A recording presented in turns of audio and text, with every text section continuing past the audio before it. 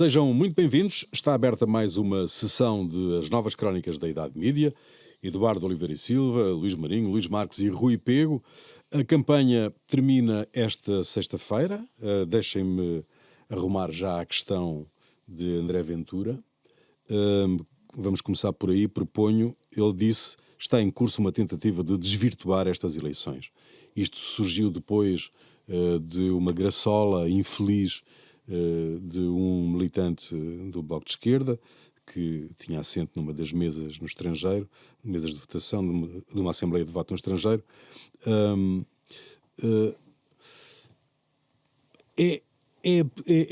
Isto põe em causa, no fundo, as eleições justas e livres que desde 1975 ninguém põe em causa. Do meu ponto de vista, o André Ventura cavalga todas as ondas que lhe possam aparecer nesta altura e aproveitou uma imbecilidade de um bloquista para dizer e tentar montar um caso. Ele tem tentado montar casos atrás de casos sem nenhum sentido. Não, acho que a democracia portuguesa não está dependente de situações dessas e, portanto, que as eleições hão de decorrer de uma forma perfeitamente normal. Ele, no fundo, procura fazer números sucessivos como outros partidos de direita mais radical têm tentado e ensaiado nos outros sítios, não é? Mas os médias ajudaram, Luís. Os médias ajudaram a amplificar esta... Não pareceu. Eu acho que a CNE já veio, aliás, assegurar que tudo decorrerá bem, e foi bom esse esclarecimento da CNE. A declaração do militante do Bloco de Esquerda é uma patetice clara. Já a reação do André Ventura não é propriamente uma patetice, é mais um sintoma de desespero que ele está nesta fase da campanha. Claramente ele percebeu que há aqui um sentido de voto útil a favor da Aliança Democrática. As sondagens revelam, portanto, alguma diminuição das intenções de voto na AD e ele claramente entrou, portanto, em descompensação e começou a tirar em todas as direções. Recuperou alguns dos temas que tinha escondido para parecer moderado, no sentido de manter, portanto, os votos que estão aí para a AD, e não sei se isso lhe vai chegar porque a última sondagem, depois falaremos dela, que revela, que hoje saiu, revela mais uma vez uma intenção de diminuição das intenções de voto no Chega, e eu estou completamente de acordo com uma coisa que o João Miguel Tavares hoje escreveu no Público, que é isto: bastou o Chega não ser mais o centro das intenções para André Ventura deixar de saber o que fazer. E é exatamente o ponto em que está. Exatamente. Ele tem que arranjar casos sucessivos para se afirmar e não está a resultar bem. Aliás, esta diminuição das intenções de voto no Chega, que mostra alguma tendência para o voto útil na AD, pode dar a vitória à AD. Pode ser, aliás, uma das razões que a AD esteja a crescer e possa até, portanto, configurar, portanto, uma vitória. Um caso que ele criou desde o início, praticamente, da campanha, foi a história de que havia um acordo secreto entre o Chega e o PSD, que havia 99%, ele até deu a percentagem, de certeza da garantia que tinha de algumas pessoas do PSD. A insistência foi grande com ele, para ele explicar quem eram as pessoas do PSD. Ele lá explicou quem eram as pessoas e essas pessoas vieram publicamente dizer que não era verdade.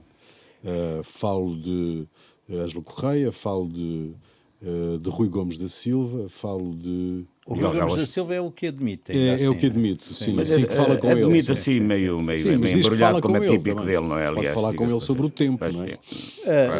Vamos lá ver. É evidente que é absurdo falar desse tipo de acordos nesta altura.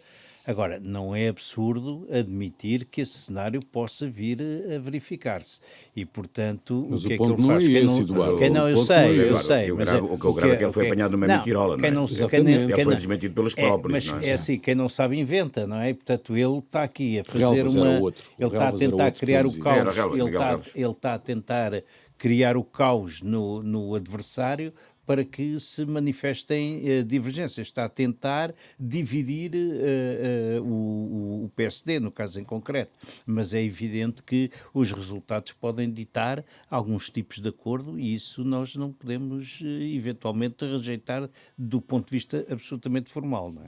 O líder da coligação, a AD, rejeita e disse que não ok, é não. mas pode acontecer muita coisa. Não vale a Sim, pena estarmos claro, aqui a antecipar, claro, senão não fazemos outra coisa. Bem, uma coisa é certa, projeções. uma coisa nós sabemos. Eu não acredito nisso, Se de o qualquer PSD, forma. se o PSD for obrigado a uma coligação, Coligar-se obrigado não entre digo, aspas, mas com o Chega, é acordos evidente que parlamentares pode haver. não será com o Luís Montenegro. Isso Parece uma evidência, sim. Mas a verdade é que o André Ventura foi apanhado numa mentirolice que é relevante.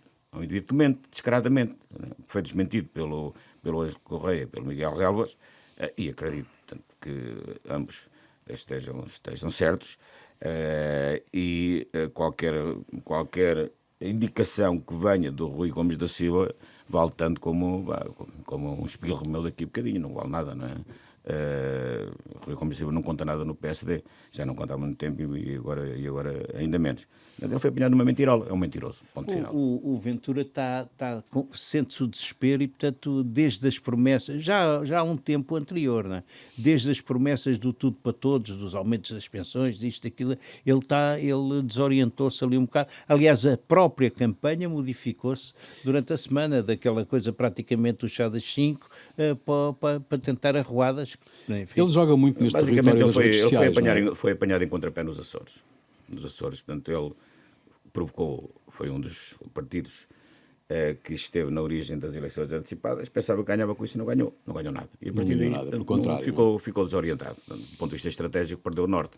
E ainda não o encontrou. E não vai encontrar. Obviamente, Ele usa muito bem as redes sociais e, portanto, é um território que lhe é familiar. Ele tem 240 mil seguidores no TikTok, não é? É o político português com mais seguidores no TikTok. Este é um território que é o seu território natural? Não sei se é o natural, mas é um território em que ele está a cavalgar e é um território perigoso, porque a diferença que ele tem para os outros líderes é muito grande. Penso que tanto o Pedro Nuno Santos como o Luís Montenegro têm uma expressão muito pequena no TikTok.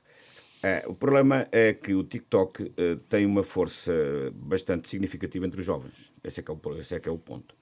De tal forma que até o presidente americano Bill Biden agora aderiu ao TikTok para dar um toque moderno, é mais jovem, está também no TikTok. Deve ter um avatar, certamente. Umas eleições na Indonésia, em que ganhou um militar, que aliás esteve nos massacres, foi um dos responsáveis dos massacres, chefe das tropas que invadiram Timor, que ganhou as eleições muito à custa do TikTok. Ele criou um avatar no TikTok e esse avatar tornou-se um fenómeno de popularidade entre os jovens. Não foi só isso, naturalmente, mas isso ajudou. A verdade é que o TikTok é muito consumido pelos jovens e o peso que o Chega tem entre este público é muito significativo e muito perigoso. Basta dizer que, já falámos aqui disso há uns tempos atrás, um estudo que foi feito pelo economista, já o referi, 30 ou 40% dos americanos informam-se pelo TikTok. Bom, eu não sei se esse público a que ele se dirige é tão mobilizável para votar. É uma dúvida que eu tenho, porque eu admito que muita juventude tenha muito empenho na discussão, mas pouco empenho em levantar-se para ir votar, não é? Sobretudo se estiver a chover. Não é? Bom, quer a AD, quer o PS, têm convocado para as suas reuniões, para os seus momentos de campanha, os barões, os notáveis do partido, quer de um lado, quer do outro. A AD já passou Portas, Durão Barroso, parece que esta sexta-feira Cavaco Silva também vai aparecer, Marcos Mendes, Rui Rio, do lado do Partido Socialista, Costa 2 vezes, ou a segunda será agora, Costa Bis. Já foi, vai outra vez ainda? Ministros e governantes, figuras do passado já assinaram o ponto, não é? De um lado e do outro. Isto traz alguma vantagem ou só traz desvantagens no momento atual? Bom, no meu ponto de vista, traz vantagens e desvantagens. Uma vantagem é a presença. A presença é vantajosa, tanto num lado como no outro. Todos que têm aparecido com o Luís Montenegro e com o Costa, no caso do Pedro Nuno Santos, embora a entrada do António Costa na campanha do Partido Socialista, para mim também é um ato um pouco desesperado, não é? ia aparecer logo 2 vezes. Portanto, quando se sabe, ele estaria previsto entrar na fase final da campanha e antecipou. Isso, obviamente, nota alguma preocupação relativamente às sondagens. Não parece mal que eles participem na campanha. Já me parece mais duvidoso que falem na campanha. Porquê? Porque quando falam, tiram protagonismo. Não é? Nós ouvimos falar do Pedro Passos Coelho e percebemos que é diferente do Luís Montenegro. Não é? Nós ouvimos falar do António Costa e percebemos que é diferente do Pedro Nuno Santos, só para dar estes 2 exemplos. E, normalmente, o candidato perde para o anterior, para o mais velho. O que é normal, o que é natural. Mas quem vai a votos não são os mais velhos, são os mais novos. E isso prejudica-os. Aliás, eu fui buscar uma citação do Chirac, o primeiro-ministro francês, que num conselho que deu, por acaso, a um socialista, o François Hollande, dizia que ele nunca devia falar dos seus adversários, nem devia partilhar o palco com mais ninguém, porque ele é o centro das intenções. E neste caso, também penso isso. Quando eles falam, não sei se beneficiam muito, tanto os candidatos, porque são eles que tomam votos, não são os outros. Agora, que participem, acho bem, é evidente. No caso concreto, por exemplo, o Cavaco escreveu um artigo no Correio da Manhã, um bom artigo. A seguir, o Santos Silva também escreveu um artigo no Correio da Manhã para responder ao Cavaco. Bom, esta é a dialética normal, é natural. Quem é que pesa mais? Bem, só vamos ver isso no domingo. Sim. Costa fez um truque, não é? Quando apareceu numa sessão do PS, fez um truque puxando pelo público e dizendo-lhe está aqui escrito excesso de médicos em 2026. Isso foi uma coisa lamentável, por acaso. Foi uma coisa lamentável, desde logo para o público. Acho que o público não teve bem. O que é que aconteceu? Já referiste isso, depois fui ver os detalhes. Ele realmente, no Porto, páginas tantas, prometendo, anunciando tudo aquilo que, portanto, o Pedro Nuno Santos vai ter que inaugurar nos próximos anos, por mérito dele, naturalmente, não do Pedro Nuno Santos, já vai inaugurar, é porque a obra já estava feita, não é? Então já estava anunciada, porque o mérito é do António Costa, não é do Pedro Nuno Santos. Para a sardinha dele. Sim, claro. Foi um bocado o mesmo que aconteceu com o Cavaco e com o Guterres, né? O Guterres inaugurou muitas das coisas que o Cavaco deixou feitas, o que ele agora estava a dizer. Mas depois a página diz, bom, e agora, portanto, vejam lá que em relação aos médicos, e puxa do Público, mostra a manchete do Correio da Público, o que é que diz a manchete? A manchete diz, portanto, que após anos de carência, a partir de 2026 haverá excesso de médicos de família. Isso é o que diz a manchete do Público. E depois vai-se ver lá dentro, não é? O que é que lá está? Coisa que o António Costa não referiu. E o que é que lá está dentro? Está lá dentro um estudo do próprio Ministério da Saúde que projeta isto acontecer em 2026. Mas que autoridade e que credibilidade é que tem o Ministério da Saúde? E como é que o Público pega num estudo interno do Ministério da Saúde para fazer manchete disto numa altura destas? Enfim, o Público aqui não esteve bem e, claro, e o António Costa aproveitou. Sim, e não há casos nestas coisas. Não é? Sim, não há casos. Como é evidente. Agora, o António Costa veio dar, digamos, alguma emotividade e algum elan à campanha do Pedro Nuno Santos. Recentrou algum bocado as coisas e é verdade que ele introduz, digamos, uma motivação suplementar, mesmo que esteja calado, como foi o caso, e o Luís Marques tem razão, na aula magna. Relativamente aos líderes, no caso dos sociais-democratas, eu acho que há diferentes envolvimentos, não é? Quer dizer, o Rui Rio, se calhar não conta muito para o Totobola, mas foi lá. Há uns, mas há dois que se destacaram desde logo no apoio ao Luís Montenegro, o Cavaco e a doutora Manuela Ferreira Leite, porque é uma natureza diferente de apoio do que é circunstancial, não é? Mas esse apoio é importante, isso eu não tenho nenhuma dúvida. Já falar, tenho mais dúvidas. Não, mas esses até falaram antes, logo que ele apareceu, não é? Na fase inicial da campanha. Antes da campanha. Sim, já que estavas a falar em casos, Eduardo, há 2 casos relacionados, um com o PS e outro com o PSD. Um foi numa numa arruada em Guimarães, gestos obscenos de um morador que depois responde com um vaso. Levou com o chapéu de chuva também à passagem. Com o chapéu de chuva que lhe foi atirado pela caravana socialista. E o outro é um cartoon que a RTP publicou sobre o Passos Coelho, de um profundíssimo mau gosto, digo eu, que gosto de dizer coisas. Eu vou passar sobre o incidente da varanda, porque acontece. Agora, aquela história do cartoon. Primeiro, aquilo não é bem um cartoon, é um desenho animado, não é? Porque para mim um cartoon é parado, não é? E eu devo dizer que há aqui qualquer coisa que não vai bem. Em quem tem a responsabilidade noticiosa da televisão, porque eu não vejo os espaços de informação como um sítio onde se coloca esse tipo de situações e esse tipo de observações políticas, cartoons, e isso é um bocadinho o resultado de jornais onde cabe tudo, não é? E eu achei aquilo de mau gosto.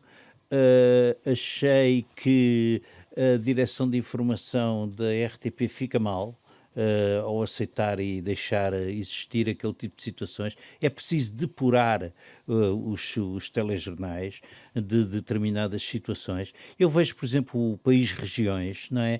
Que no fundo está transformado numa feira de salsichas e de enchidos e portanto a informação também não pode ser assim. O cartoon é mais uma situação que eu acho absolutamente... E aquele caso, em concreto, como disse o Sebastião Bugalho, em que citou até os casos de perda de situações familiares do Pedro Passos Coelho, eu achei aquilo absolutamente lamentável. Luís Marques. Tenho pouco a acrescentar, sublinho aquilo que o Eduardo disse e outros comentadores disseram. É lamentável, e noto que não houve nenhum tipo de reação da RTP, também achei estranho, nem a administração, também não, nem o CGI, nem a direção de informação, ninguém disse nada, toda a gente provavelmente acha normal. Há limites para tudo também, neste caso concreto, para além do mau gosto, há aqui tem uma violação daquilo que devia ser a ética, quer na relação com o Passos Coelho e o seu histórico recente, quer pelas circunstâncias eleitorais em que estamos a pensar. Mas aqui só mais aqui uma nota. Eu vou tratar de outro assunto. Porque às vezes compara-se o espaço de um telejornal com um jornal. Ora, um jornal é toda a programação de uma televisão. Se calhar esses cartoons podem caber noutro sítio. Nos espaços de informação, isso acho que não cabem de certeza. E mesmo noutro sítio não. Enfim, neste caso concreto. Neste caso concreto? Sim, é uma questão de bom gosto e bom senso. Eu queria dar aqui ainda relativamente ao Partido Socialista aqui uma nota adicional que é esta. Eles mudaram os cartazes. Era aí que eu ia, Luís. Justamente. É mais uma das alterações da campanha do socialista. Desde a entrada do António Costa. Mais ou menos agora, foi agora esta semana. Eles já tinham os cartazes, era ação, e agora colocaram estabilidade e ação. Muito oportuno. O que significa, isto é uma leitura, que é a leitura que eu posso fazer, que é o seguinte, que é esta. A base eleitoral do Partido Socialista está muito envelhecida. Mais de 65 anos. E provavelmente a palavra ação que induz, portanto, elementos de instabilidade, quer dizer, não será bem recebida por este tipo de eleitorado. Tiveram que ir à pressa colocar lá a estabilidade para ver se conseguem, portanto, não perder esse voto dos reformados e dos pensionistas e dos idosos. Para usar uma expressão mais geral. Bom, não sei se isso, por um lado, revela estas preocupações, o que significa que alguma coisa também está a acontecer nesse eleitorado e que provavelmente o PSD, nesta lógica de se reencontrar com os pensionistas e reformados, está a ter algum sucesso. Aliás, como as sondagens mostram. Uma coisa que provavelmente instabilizou a esquerda foi a declaração pública do Rui Tavares de que estava disponível para discutir com a direita questões estruturais da sociedade, como, por exemplo, a democracia. Este é o verdadeiro problema da esquerda, que é só ouvir-se a si própria e só falar entre si e não estar disponível para falar com outros atores políticos. porque a declaração do Rui Tavares é uma declaração de bom senso, quer dizer, vai ter de ser necessário, se quiser uma revisão constitucional, por exemplo, tem que se falar com as forças que estão à direita. E, portanto, há essa espécie de complexo antifascista que, de repente, se apodera de um determinado grupo da esquerda, é absurdo. Sobretudo, quem reage muito a isso é o Bloco, não é? Porque também está na disputa ali de uma franja um bocadinho mais radical.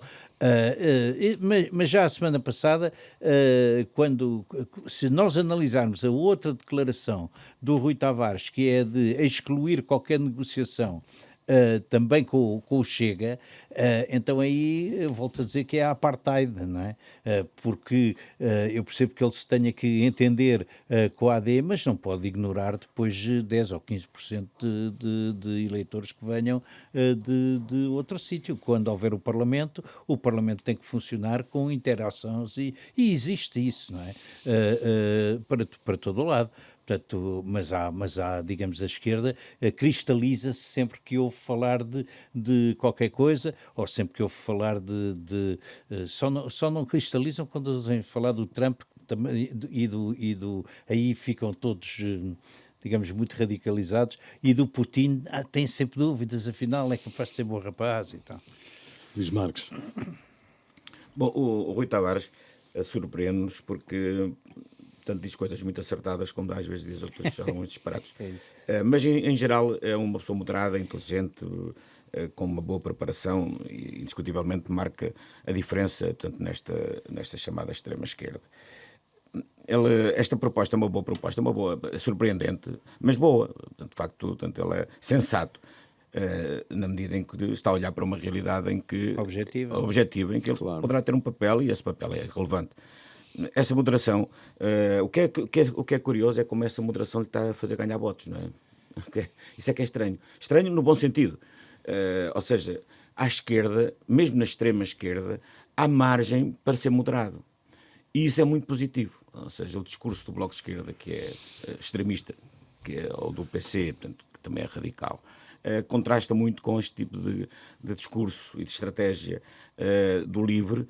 E isso é muito interessante para perceber como é que a extrema-esquerda pode evoluir. Porque olhando para aquilo que aconteceu noutros países, na Alemanha, por exemplo, em que a extrema-esquerda, antiga extrema-esquerda ecológica, mas que vem da extrema-esquerda e agora está no poder, evolui também um bocado assim, com bom senso. E este caminho é um caminho que vale a pena a seguir, porque é um caminho inteligente. E isso tem que se lhe reconhecer.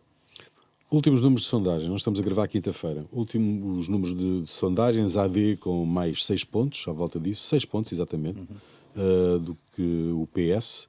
O Chega com 15 pontos, 15,6. A IEL com 2 pontos praticamente, 2,3 à frente do Bloco de Esquerda. O LIVRE com 4,3. O PAN. Ia dizer PNS, mas não, era o PAN com 3,7 e a CDU com 2,1. De resto, a CDU é a última força nesta sondagem. Posso? Podes, claro. Podes e deves. Eu acho que os números estão mais ou menos acertados. Não vejo o PAN com 3,7 nem a tiro de canhão, quer dizer, acho que é um absurdo. Mas ainda muitos indecisos também, não é? Eu tá não bem, disse isso, mas ainda muitos indecisos. Sim, claro, e abstencionistas potenciais, que para mim, como sabes, contam muito. Mas acho que os números estão-se a aproximar daquilo que é um sentimento que flui e que se sente. Embora, eu devo dizer uma coisa, eu tenho uma característica rara nos comentadores, não é? Ando de elétrico e de autocarro. E de facto, eu não ouço ninguém falar das eleições. Está bem que até vou dizer uma coisa que pode... Não, eu tenho ouvido toda a gente falar das eleições, eu ando muito a pé. Não, está bem, mas é assim, depende de onde é que andas a pé. Eu ando de elétrico, ando de metro, ando de autocarro e não ouço ninguém. Talvez, até agora vou dizer uma coisa que também é uma realidade. muitas das pessoas são estrangeiras que andam portanto, não votam, não é? Por maioria de razão, não estão preocupadas. Isso é uma notícia relevante. Não, mas quem anda nos elétricos e nos médios em Portugal são estrangeiros. Não, à hora que eu ando... Luís, havias de andar nos elétricos às 8, 7 da manhã e vais ver que não há muitos portugueses. Como é que eles trabalham? Como é que vão para o trabalho? Não, vão de muitas maneiras, certamente, mas de elétrico não vão, porque são os que se cruzam comigo a pé. Não, de metro certamente vão, mas o metro não é propriamente o sítio onde as pessoas discutam política, não é? Com aquele barulho todo.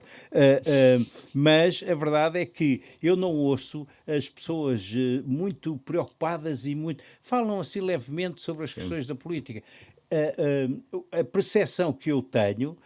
resulta desses números, resultam muito da observação jornalística que é feita e daquilo que as televisões me transmitem, tirando uma coisa que eu acho que não acontece e estou disponível para fazer uma aposta, é o PAN com 3,7%, acho uma coisa completamente surrealista, mas cá estou para aprender, não é? O que tu estás a dizer, Eduardo, é que prevês uma abstenção grande.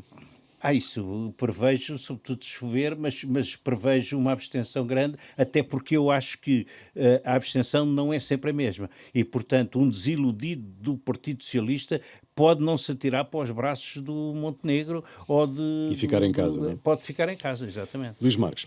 Não sei. Ninguém sabe. Não sei, não mas consigo, depois eu levo-vos a andar de elétrico. Não consigo antecipar isso. O que é que eu posso concluir da sondagem que saiu hoje? Que a AD mais a IEL, por estes números, estariam muito próximas da maioria absoluta. Sim. Um dado relevante. Sim. A confirmar-se esta tendência.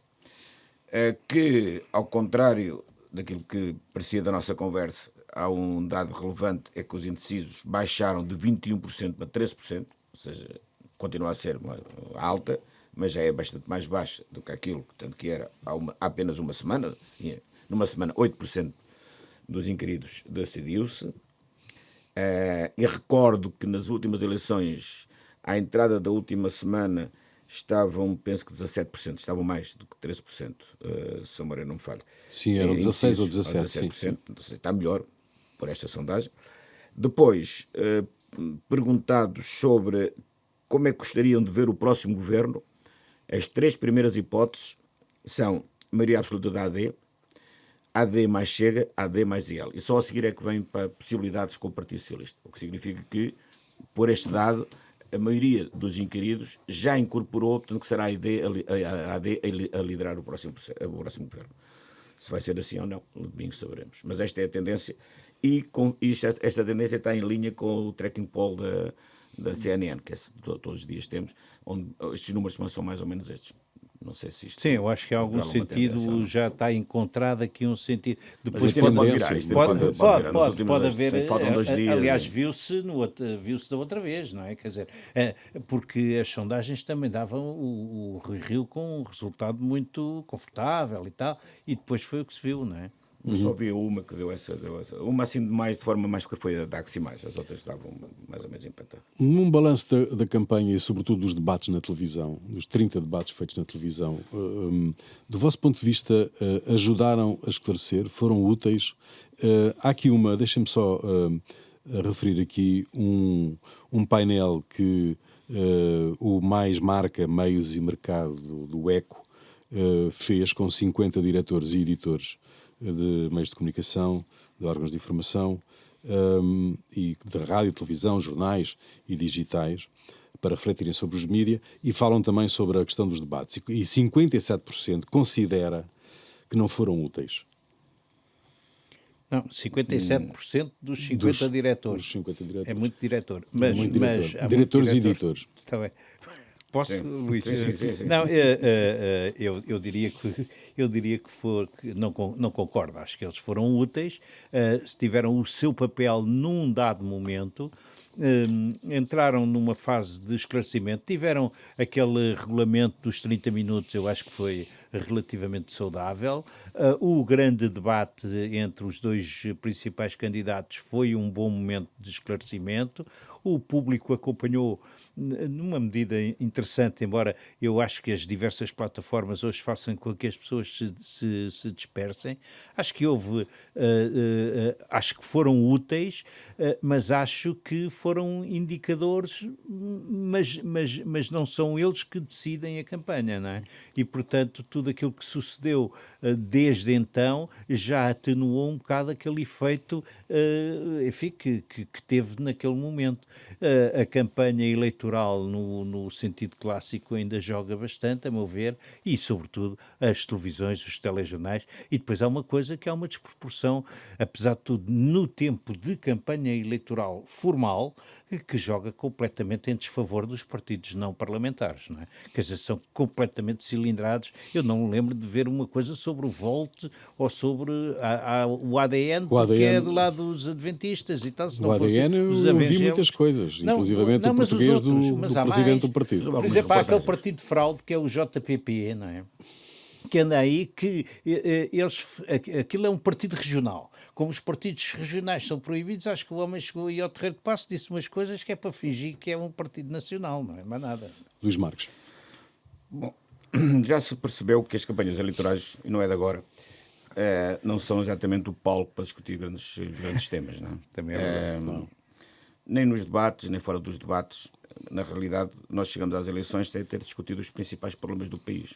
Essa é que é a grande verdade. Não é? Nem discutimos verdadeiramente os problemas económicos, nem discutimos a Europa, não discutimos o ensino, não discutimos a segurança, não discutimos a imigração. Quer dizer, os grandes problemas que nós vamos ter nos próximos anos, na realidade, não foram discutidos.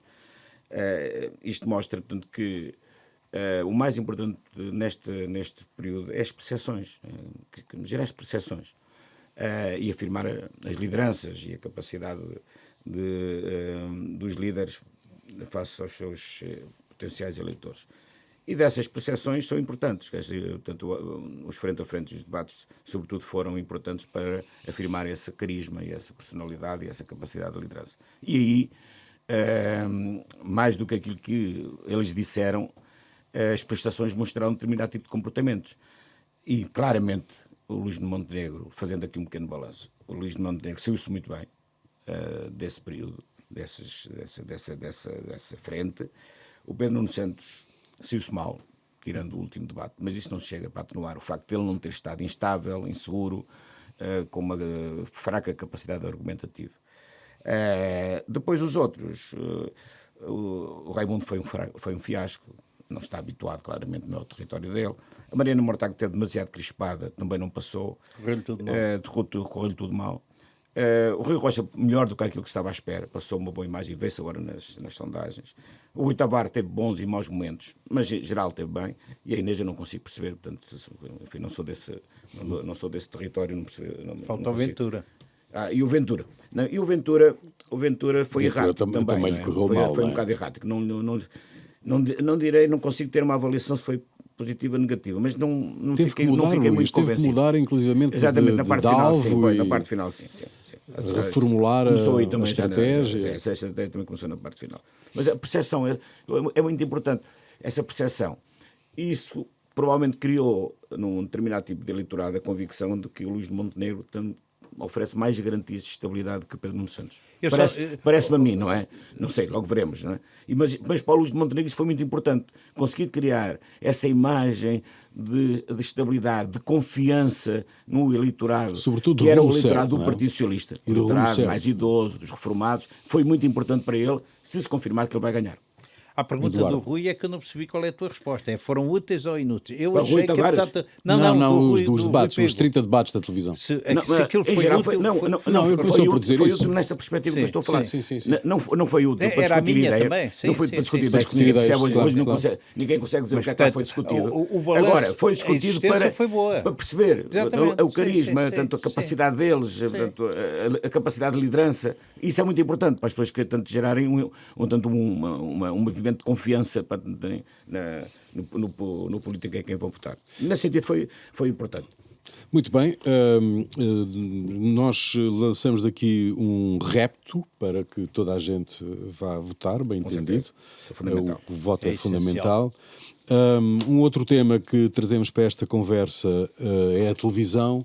A TVI ganhou o mês de fevereiro, após 5 anos consecutivos de liderança da SIC. O que é que justifica esta alteração, Luís Marques? Bom, começo eu aqui, se não te importa. Não, então, o mestre, isso é o mestre. Bom,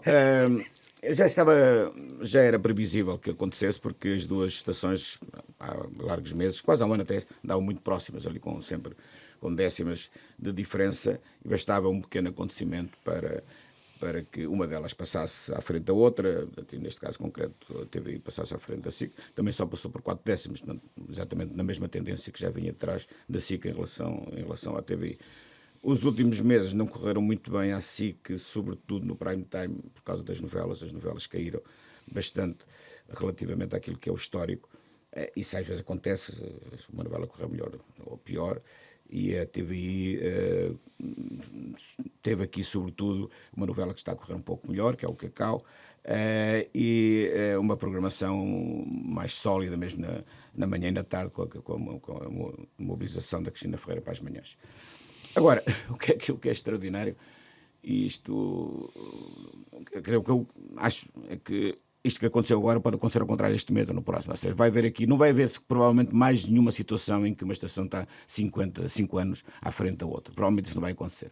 Estas alternâncias vão ocorrer com ciclos mais curtos.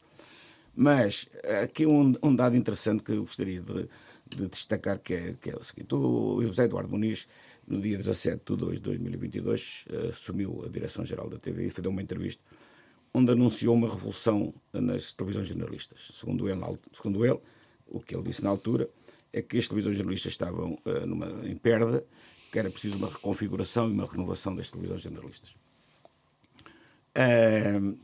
2 anos depois, a TVI chega à liderança com quê? Com a Big Brother. Exatamente Isso o mesmo produto que lhe deu a liderança em 2000. É extraordinário. É extraordinário. Quer dizer, passaram 20 anos, passaram-se 24 anos na televisão em Portugal, e o produto que dá a liderança à TVI agora foi exatamente o mesmo produto que deu a liderança tanto em 2000, se não me engano, se a memória não me falha, ou 2000 ou 2001. Isto revela que realmente passou-se muito pouca coisa na televisão em Portugal, o que é pena e o que é preocupante, não é? Porque depois isso tem tradução nas audiências, que são muito relevantes para tudo. E a verdade é que nestas pequenas alternâncias, nesta alternância que está a haver, não pode esconder o problema de fundo. É que as duas televisões perderam 200 mil espectadores no ano passado. Pois, esse é o problema. É que é feito o mesmo modelo, mas com menos revenue, porque de certeza que as audiências são mais baixas e, portanto, o retorno em termos de dinheiro há de ser mais baixo, não é? Portanto, é mais complexo, tudo mais difícil. Além disso, não tem o Big Brother, portanto, deu a liderança em 2000 à TVI com quase 2 milhões de espectadores, agora nem tem 1 milhão. Pois, exatamente. Esse é o problema, não é? Há também números, Luís Marques, da APCT, e os resultados dos jornais são modestos, não é? Sim, saiu mais uma vaga da APCT, os jornais continuam a cair, nada de novo, também não caíram muito, diga-se de passagem, mas caíram um bocadinho. Mas já estavam baixos, Já estavam baixos, ainda não caiu um bocadinho.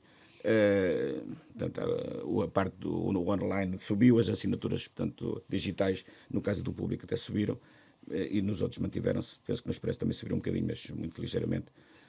O que eu achei muito interessante foi a notícia do Correio da Manhã. O Correio da Manhã, que baixou para 39 mil, está com 39 mil de venda, anunciou. O Correio da Manhã vende 274.701 jornais por semana. Por semana. Muito bom. Que é uma forma inteligente de dar a notícia, para não dizer que dá. Bom, mas a imprensa, apesar de tudo, dá sinais de grande vitalidade. Um exemplo disso foi a edição dedicada, que o público dedicou à mulher no Dia Internacional da Mulher. Não, que dedicou ao Dia Internacional da Mulher, mas publicou na terça-feira, com a direção da Maria Teresa Horta. É um exemplo de um esforço e que é de saudar, não é? Sim, mas é um clássico. Sim. Enfim, é um clássico, sim. Mas justificou-se uma bela edição, mas não tem, não, digamos, não altera nada às circunstâncias, não é? Foi um bom esforço. Há um ponto que acho que é preciso reforçar aí relativamente ao que o Luís dizia, até mais importante do que este, é que há a nossa imprensa ainda é, apesar de tudo, o motor daquilo que vem a ser a grande notícia do dia, não é? Os jornais diários alavancam, e enfim, os expressos, Sim, alavancam porque tem as agenda televisões. própria, não é? Há muitas Eduardo? notícias que vão para os jornais para depois aparecer nas televisões.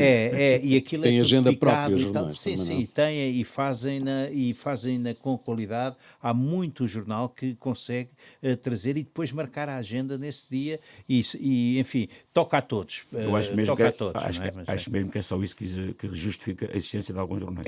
Exatamente. Aliás, eu tenho aquela tese de que as agências de comunicação deviam tornar-se donas dos jornais, que é para meter lá aquilo que quiserem.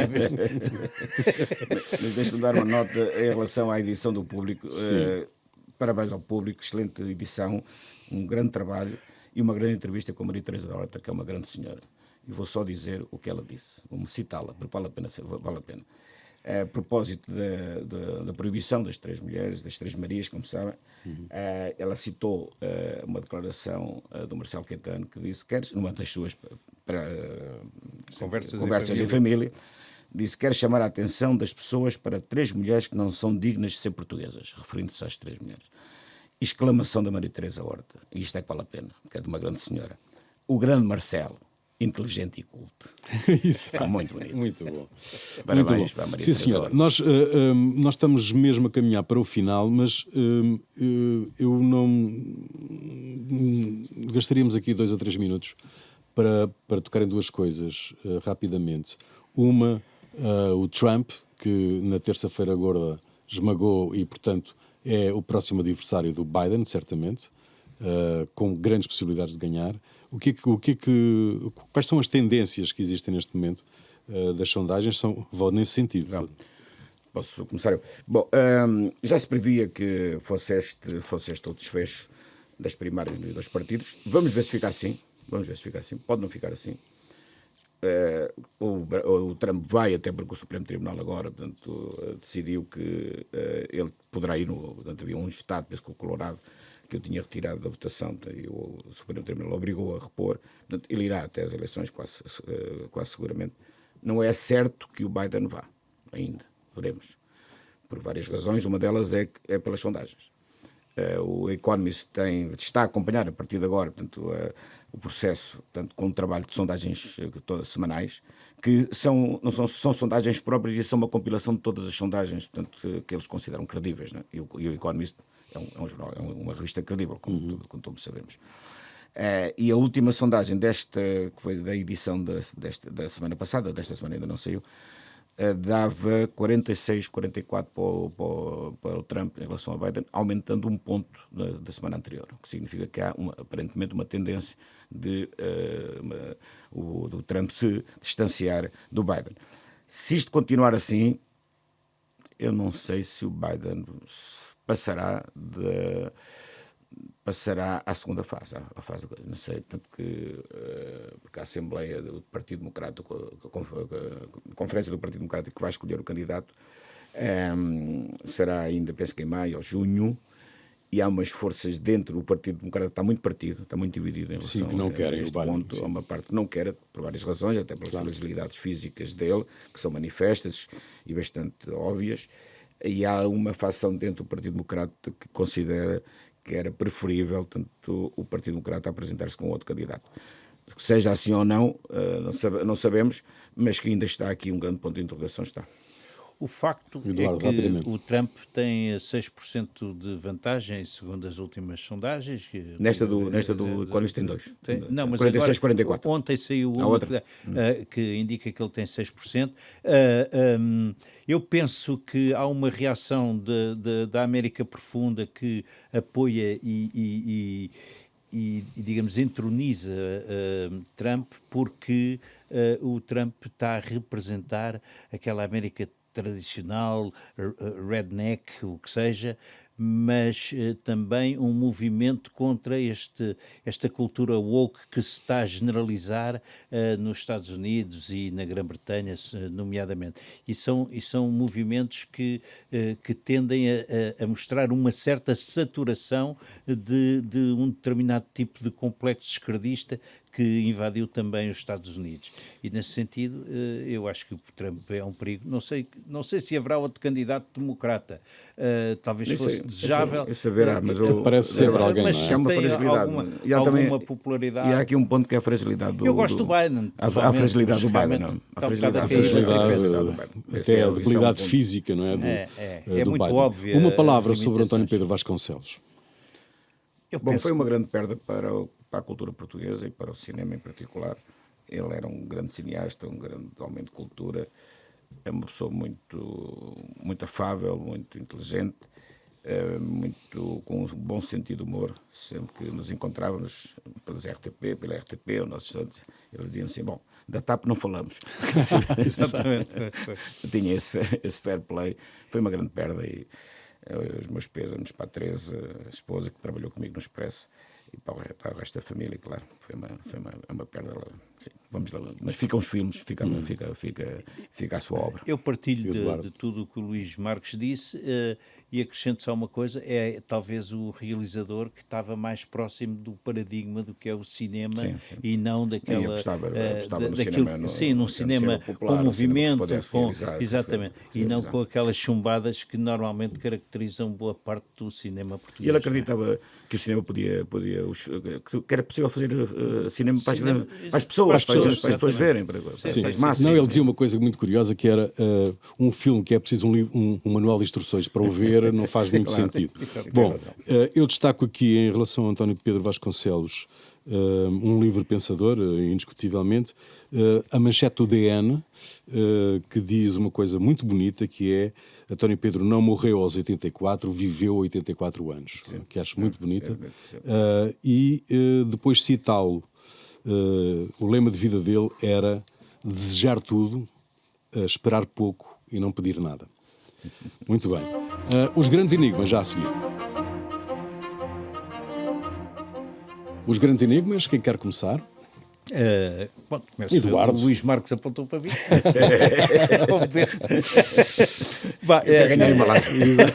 Afinal, isto é fácil. Afinal, o que é feito e quanto é que vale o diamante apreendido ao Presidente da Câmara do Funchal? Tinha-o escondido ou simplesmente guardado num papel de celofane na secretária.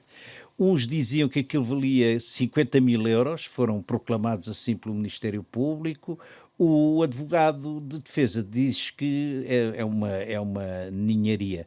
Os jornalistas é que têm que ser consequentes. Anunciaram uma coisa, nunca mais disseram nada e acho que é importante esclarecer este coisa, já que nos atiraram com aquilo para já, onde é que está o diamante, não é? Sim, exatamente, para além disso. E isto também me trouxe outra coisa positiva, é que a Procuradora-Geral da República percebeu que fez uma indecente e má figura e anunciou que vai sozinha por seu pé embora, e esperemos que não venha alguém exatamente da mesma linhagem, e até talvez me atreva a sugerir que era bom que viesse um juiz e não alguém da casa. Bom, olha, por falar em juízes, então vou eu, não é? Pode ser? Sim, pode ser tu. Tudo está aqui encaminhado, estás a ver? Sim. Até parece que isto foi combinado. Até parece que foi combinado. Vou pegar nos juízes porque, para mim, é um enigma que se passa na cabeça de alguns juízes, ou que diz a lei, também pode ser algo, eu não sou um jurista, pode ser falha minha, mas eu quero falar de um caso que me chocou bastante, porque... Enfim, eu acho que é chocante. Foi decidido, o Tribunal de Braga decidiu condenar um indivíduo de 45 anos que abusou sexualmente de uma filha menor de 12 anos durante 2 anos, entre 2020 um ano e tal, 2020 e 2021, violou-a 12 vezes e foi condenado agora a uma pena suspensa de 5 anos, ao tratamento especializado na área da sexologia. Uma das justificações é que o indivíduo pode recuperar através da simples possibilidade de ser preso, ou seja, não é preso, vai recuperar porque a simples possibilidade de ser preso leva-o a tentar mudar de comportamento. Mas, isto assim, tudo isto é um pouco estranho, mas enfim, talvez a lei o justifique, mas há uma outra dado que me choca bastante, que é o seguinte, e até um pouco insólito. Na pena foi decidido pelos senhores juízes atribuir uma indemnização à vítima, que terá neste momento 14 anos, não 16 anos, uma indemnização de 5 mil euros. 5 mil euros. Extraordinário. O que eu nem até me custa fazer estas contas, o que significa que são 400 euros por cada violação. É chocante, é chocante. Não sei se alguém pensou nisto, se alguém fez contas. Porque para isto mais vale não fazer indenização, mais vale retirar aqui a indenização. Não é, o dinheiro não paga. Nada. E então este não paga. Ou era uma coisa como algo que se visse, ou então, isto é lamentável, e é para mim um enigma como é que pessoas sensatas, como serão seguramente estes senhores juízes, fazem uma coisa destas. Bom, estamos no fim de uma longa caminhada para as eleições de domingo. Todos os líderes das diferentes listas de candidatos a deputados se empenharam de corpo e alma na difícil tarefa do engodo. Todos percorreram o país, invadiram mercados e feiras, beijocaram pelas ruas generosos rabalhetes sortidos de jovens e velhas, muitas delas atrevidas. Trocaram mimos entre si, às vezes a pular acerca do bom gosto, o que o povo adora. Montenegro disse que Pedro Nuno Santos tem falta de estabilidade emocional. O líder socialista ficou magoado e retribuiu, explicando que Montenegro não tem empatia e humildade, além de não ter experiência governativa. A avaliar pelo desempenho governativo do ex-ministro de Costa, talvez seja melhor não ter mesmo nenhuma experiência governativa. Ventura veio informar que o PSD é uma prostituta política que gera um prostíbulo, coisa de fim de recorte, de resto, prostíbulo onde Ventura quer entrar e estabelecer-se. Um farcista, como lhe chamou Rui Tavares. Rui Rocha considera que a IEL para o PSD não é um comprimido de Viagra, é uma caixa inteira. A declaração para lá da ciumeira que provocou noutros pretendentes nada diz sobre os efeitos secundários de tal tratamento. No calor da luta, muitas vezes diz-se o que não se deve e faz-se o que nunca foi feito. Por exemplo, considerar o leito conjugal como uma tourada, para citar o cartaz do PAN. Bom, estamos no fim dos abraços e dos beijinhos, das selfies e das promessas sem freio, com casos e casinhos, excessos e excessinhos, mas, e este é o meu enigma, porque é que eles cantam? Sim, porque é que os candidatos cantam se não sabem cantar? A questão é essa. Muito bem, termina aqui mais uma sessão das novas crónicas da Idade Mídia, um programa de Eduardo Oliveira Silva, Luís Marinho, Luís Marques e Rui Pego, produção de Marina Duarte, desenho sonoro de António Fialho, operações de emissão de Carlos Schmidt, imagem de Marta Michão, sempre à sexta-feira, ao fim da tarde, um novo episódio em rr.pt e em podcast nas plataformas habituais, ao alcance de um clique. Até para a semana.